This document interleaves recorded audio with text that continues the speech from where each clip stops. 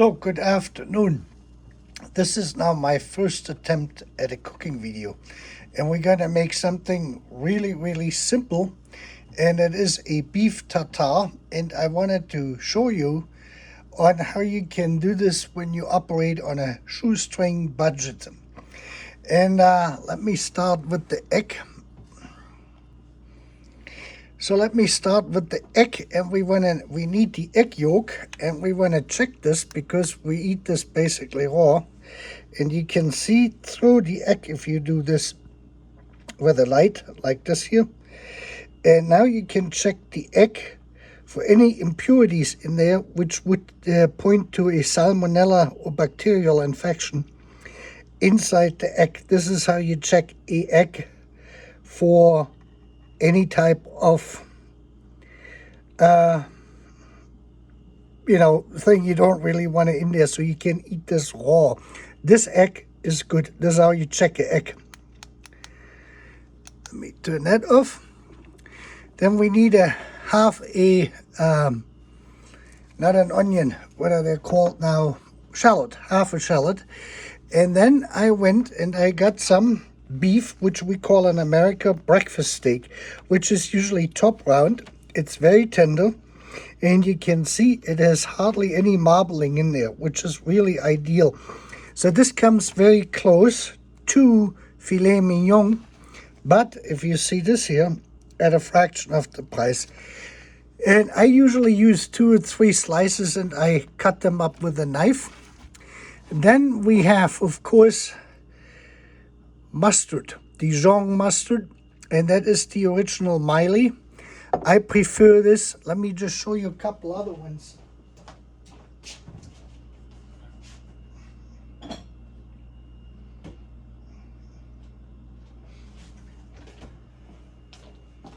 I don't have the American one here, but this is the German version of this. That is called Löwensenf, the red one, extra hot mustard. And this is basically the German version of the Dijon mustard, but you can see the coloration is a little bit different. This is hotter in spiciness than this one here, and this has a more creamy texture, so I prefer the Miley Dijon original. The Löwensenf extra hot is more like the American Dijon mustard, which I don't have any of at the moment, otherwise I would have shown you this. This here I got via Amazon, comes from Canada, and this one here I bought at a German store here in Kansas City, which imports the stuff. It's about $6 for each one of these glasses. Amazon, and this from the German store. Then we need a couple drops of Worcester sauce. They had this bottle on sale yesterday, $2.99, so I bought it. Tabasco for those who like it more spicy. And I get these balsamic capers. These are the smaller ones, as you can see. They're not as, they have come in 2-3 different sizes, and I get the smaller one.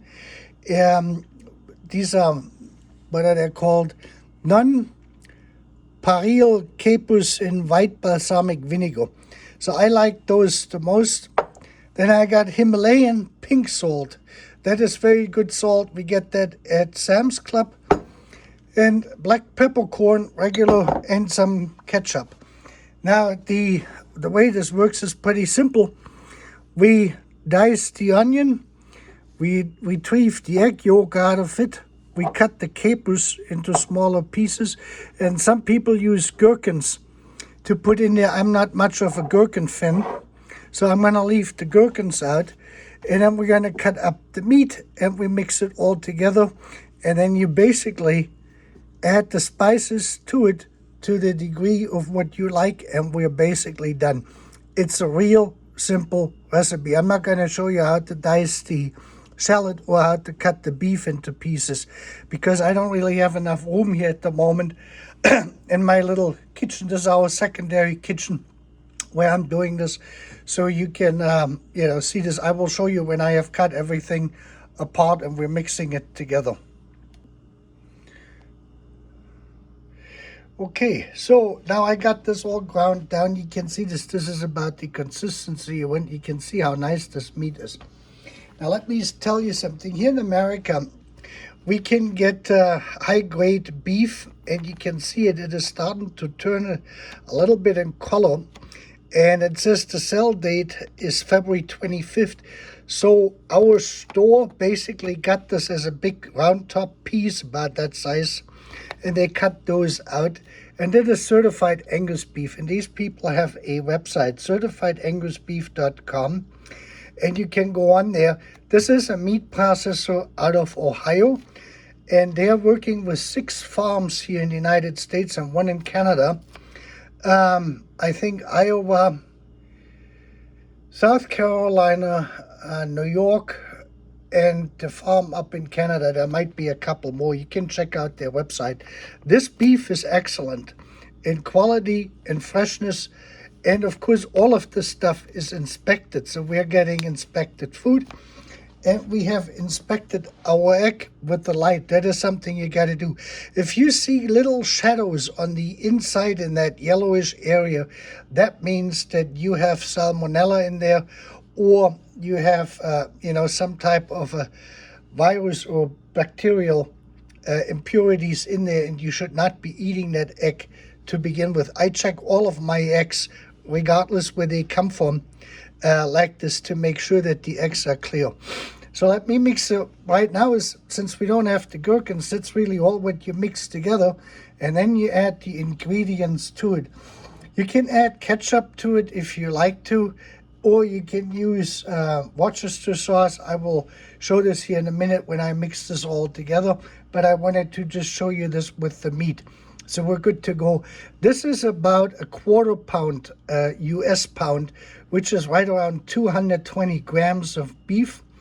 And this is half a shallot. I got the other half here, and I think that will be enough.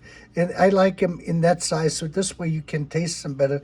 You can either make this finer than this, or you can leave it in this consistency. I prefer it like this. And of course, I had forgotten to show you the capers, but here they are. I cut them into this size, and they're going in here now. And if you have gherkins, you would add the gherkins at this point. So that's it.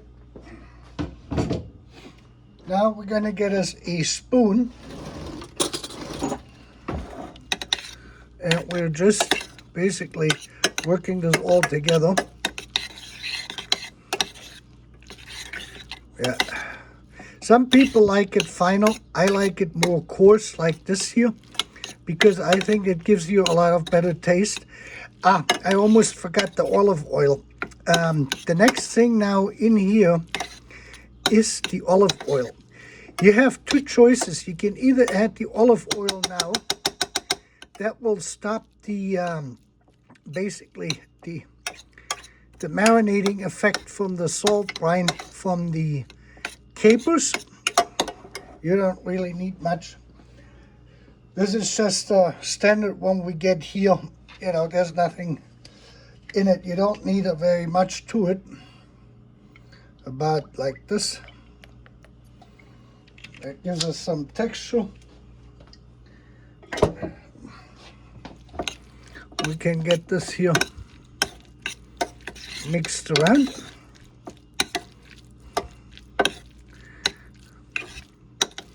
We want this all nicely worked in. Now we're going to add the mustard. Depending on how spicy you like it, you can put a little bit in there. I use about a good teaspoonful, like this. And then I put only a hint of ketchup on there.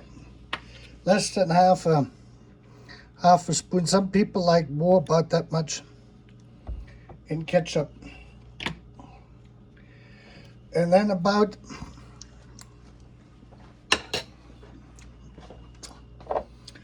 about 1 drop to 2 drops of that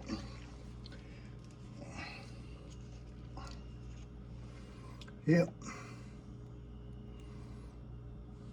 2-3 drops of the hot spice. And now I need to get this here opened up.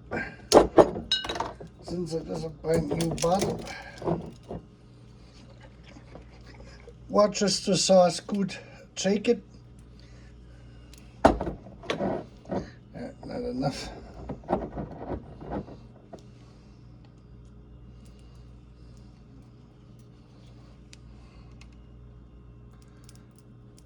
That wasn't fully prepared for it, but we're getting there. There we go. Now we got this thing open up. Does it have a lid? Yes. Just a second.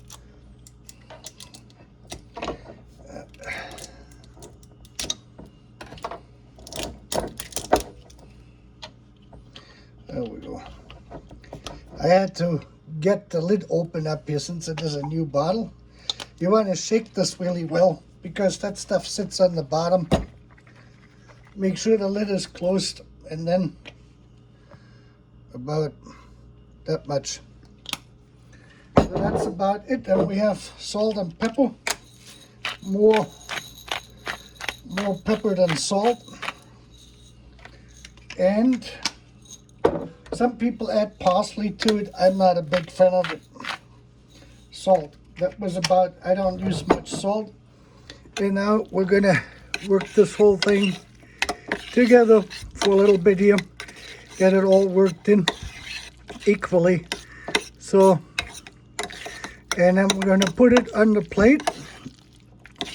And this is pretty, it's actually pretty filling. So this is gonna be well than enough for one person. The main idea behind this video was to show you that you can find really good beef, which doesn't have to be expensive filet mignon, and you can simply make this. Make sure that your beef is fresh and it comes from a butcher you trust. In this case, I bought it at our store here, where they're preparing that and packing that beef up. They receive it frozen, shock frosted. They thaw it over several days, and then they're packing this up. And the shelf life is only three days or so, 5 days. That's what their sell date is like. So now we need to get a plate and get it all situated. Okay, so there we got it. I added 2. They call them soft pretzel bread here in America. In Stuttgart or in Swabian, we call those Laugewecker. This is these here. They're made by Pretzilla, and you can get them here. You can use French bread, baguette. You can use toast. You can use basically anything what makes you happy. And this is for people who don't have a lot of money. And I thought I can present this to you. This is like what you get in a bistro, in a French bistro, gourmet kind of stuff at a reasonable price, since some people don't have much, but I wanted to make something available to you which you can easily make. And I'm going to eat this now because I'm hungry. You have a great evening.